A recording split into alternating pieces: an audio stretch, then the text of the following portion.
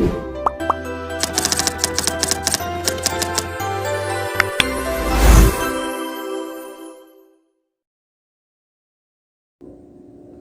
jadi saya akan menjelaskan tentang apa itu pendekatan konseling behavior. Jadi, pendekatan konseling behavior adalah pendekatan yang dilakukan untuk mengubah perilaku maladaptif menjadi perilaku adaptif. Yang dimana pendekatan ini hanya berfokus kepada perilaku yang bisa diamati saja. Kemudian ia juga hanya berfokus pada perilaku di masa sekarang, bukan kepada masa-masa yang lalu. Nah, jadi inti dari konseling behavior ini adalah perilaku, kemudian bagaimana cara pembelajarannya dan perubahan dari siswa tersebut. Kemudian ada beberapa tokoh yang menjelaskan tentang teori konseling behavior ini. Yang pertama yaitu B.F. Skinner. Nah, B.F. Skinner ini mengatakan bahwasanya pengaruh lingkungan ini berpengaruh kepada pengambilan keputusan dari perilaku seseorang. Jadi ia mengatakan bahwasanya juga perilaku ini dibentuk oleh reward dan punishment. Jadi B.F. Skinner mengatakan ada beberapa teknik yang ia gunakan untuk melakukan teori ini. Yang pertama yaitu penguatan positif, yang kedua ada pendekatan penguatan negatif, lalu ada punishment, dan yang terakhir ada extension. Nah, kemudian ada tokoh yang kedua yaitu ada Ivan Pavlov, yang dimana ia berfokus kepada pengkondisian klasik, yang dimana ia mengatakan bahwasanya perilaku maladaptif ini dipandang sebagai respon refleks yang dipelajari melalui asosiasi lingkungan.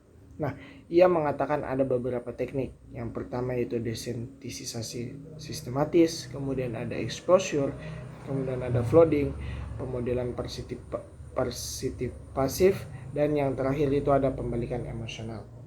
Nah, terakhir itu ada tokoh Albert Bandura, yang dimana Albert Bandura ini mengatakan tentang social learning, yang dimana ia mengatakan bahwasanya manusia itu belajar melalui pengamatan, yaitu melihat, kemudian meniru, lalu melihat, mengamati, dan meniru orang lain. Nah, dari sini ia mengatakan ada dua teknik yang dipelajari. Yang pertama ada pembelajaran observasional, kemudian ada efikasi diri.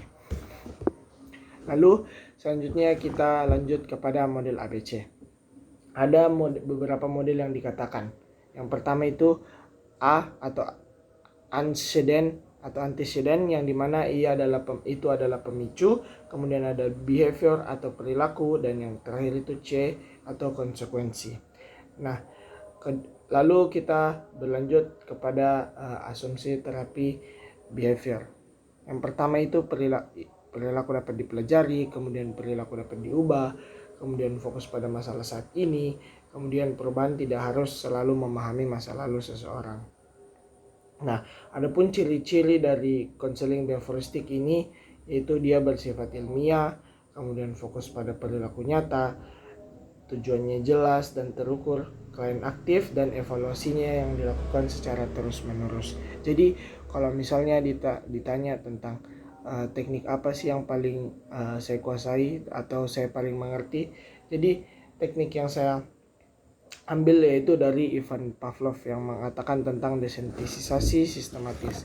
Nah, desensitisasi sistematis ini merupakan teknik yang dilakukan untuk mengurangi fobia secara bertahap. Contohnya, jika ada seseorang yang takut kepada hewan lipan misalnya, ia diberikan pendekatan secara bertahap. Contohnya yang pertama ia mungkin melihat dari gambar dulu, kemudian habis dari gambar ia melangkah ke objek, contohnya kayak boneka, kemudian habis boneka ia lanjut ke tahap selanjutnya yaitu mengamati dari jauh lipan tersebut, kemudian secara bertahap ia akan sampai kepada titik di mana ia harus bertatapan langsung dengan lipan dan memegangnya.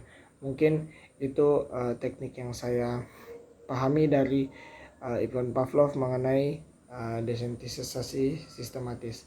Dan kalau misalnya ditanya apa sih kelebihan dan kekurangan dari teori konseling behavioristik ini, jadi menurut saya kelebihan dari teori konseling behavioristik ini seperti yang saya katakan tadi, yang pertama ini bersifat ilmiah, kemudian fokus pada perilaku nyata, lalu tujuannya jelas dan teratur, dan klien evaluasinya itu terus-menerus. Kalau ditanya kekurangannya, jadi kekurangan dari konseling behavioristik ini, dia hanya berfokus kepada masa sekarang, dia tidak memikirkan masa-masa yang lalu, dan ia juga tidak memikirkan tentang emosi dari setiap klien yang akan dihadapi.